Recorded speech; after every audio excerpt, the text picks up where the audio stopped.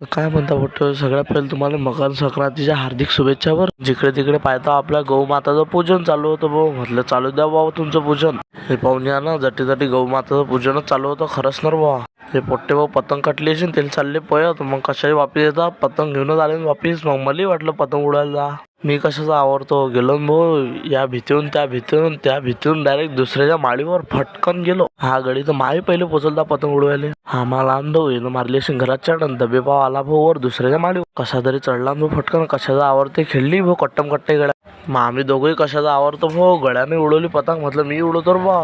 मी कशाचा आवडतो घेतली मग फटाफट उडवत पतंग. त्यात काही विषय आहे का भाऊ, कटली पतंग आणली भाऊ दुसरी बांधलं सुत्त. म्हटलं भाऊ येईल आपल्या गावचा माहोल बी दाखवून देऊ कसा काय असते. मग कट्टे होत होती. हे पान भाऊ आपली कट्टम कट्ट